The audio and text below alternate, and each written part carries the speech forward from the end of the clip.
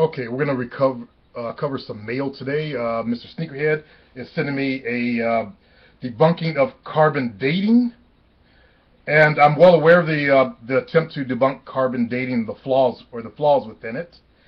And it's kind of interesting how they like to, when it comes to stuff like coming out of Africa, they like to say, well, carbon dating is not really age specific, but when it comes out of Europe, it's a different story. First of all. Secondly, the Adams calendar, you didn't do your entire research. The Adams calendar actually corresponds. They use the carbon dating. They also looked at where the galaxies were that they were tracking, stars they were tracking. When the sun was here, where was it at that time period? Okay? That's the part that you missed. All right? Also, the Oshango bone. Do some research into that. I believe it's about 20,000 years old. And I believe they were tracking monthly cycles for women or something like that. Got to remember that we've been here for over 250,000 years. We didn't just sit in Africa chucking spears. All right? Think about it. They said our intelligence has not improved since then, so what were those people doing? Think about it. Civilizations rose and fell. We got pyramids under the water of Japan. We have pyramids all over this planet there, Mr. Sneakerhead. And I don't necessarily accept the idea that aliens built some of those mounds and all that. Why would they build mounds? I mean, that's kind of silly.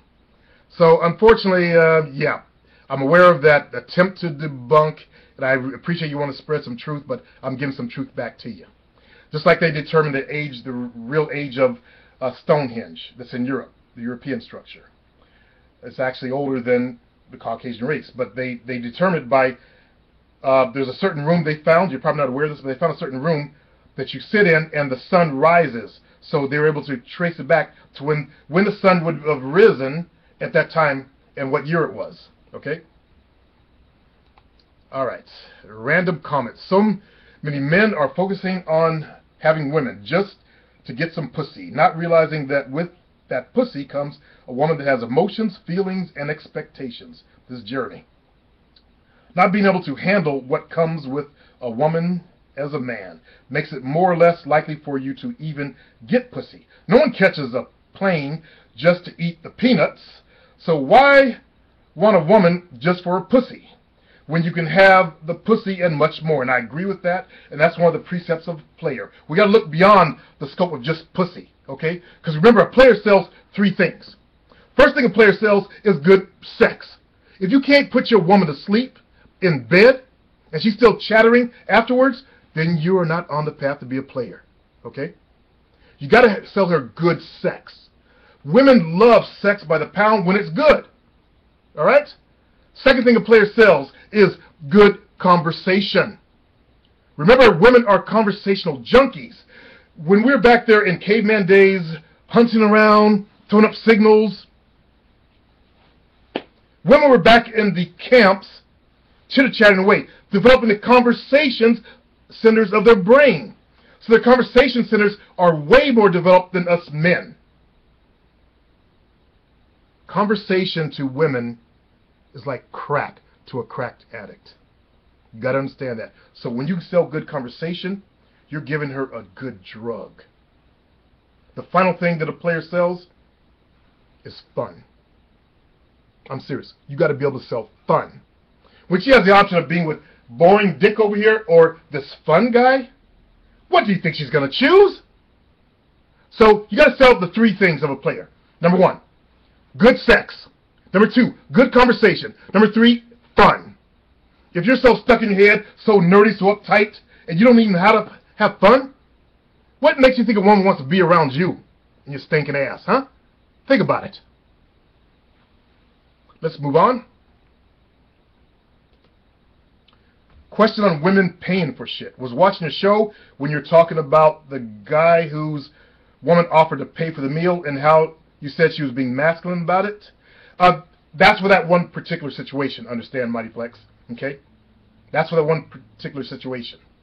I've had women buy me dinner all the time, but it was at my suggestion. Hey, why don't you take me to this new place that just opened up? Hey, why don't you buy me some dinner? Okay? My question is when is it okay for women to pay for things and buy things? Anytime you say, hey, why don't you pick this up for me? Or anytime they want to bless their man with something. But this was I'm trying to recall if this was a date, and it sounded like she was taking control of the date from the get-go, and the brother wasn't quite ready to step up and take control of it. So she was being more of the aggressor, as I recall. Okay. All right, 2 quick questions. Sup Supreme got 2 questions. Z-Biz is back. I'll draw them short. How to get rid of sexual frustration? I don't know. Except by having sex with lots of women. Outside of that, I don't know any mind meditation, of any sticking your feet in the fucking earth. The only way to get rid of sexual frustration is to go have sex with women. Okay? I don't know of some special diet you got to eat. A man is supposed to want to have sex. All right? Not sit there and suffer and feel sexually frustrated. He goes, I do always feel desperate need to fuck constantly. That's your genes speaking to you. That's life speaking to you. When I don't, I regret. I was bullied by as far as everyone in school, so I got the idea that I'll lay girls to gain respect and not being made fun of. I did put high pressure on myself doing this. Number 2, how do you evade being sort of a clown? Stop being a clown. Get new friends. Recreate yourself. Stop being obviously, if people are clowning you, it's what you're projecting to them. Okay? You're projecting, don't respect me. Treat me like a fool. Because inside, that's how you feel about yourself. So change the inside, you'll see the outside change there, Z-Biz. All right? Let's see. He goes on to say, but some way I end up in this role anyway. It has come to the point that I basically can't take a joke anymore. Okay, chill out too, bro. Chill out. I take jokes on myself. I make jokes on myself all the time. Don't take yourself too seriously, but go on ahead and recreate yourself. All right? Let's see. Girlfriend puts girl on blast on YouTube. Don't have time for that. And that's our show for the day. You notice I'm upping the shows a little bit, changing my look and all that kind of stuff. So you guys have a good day.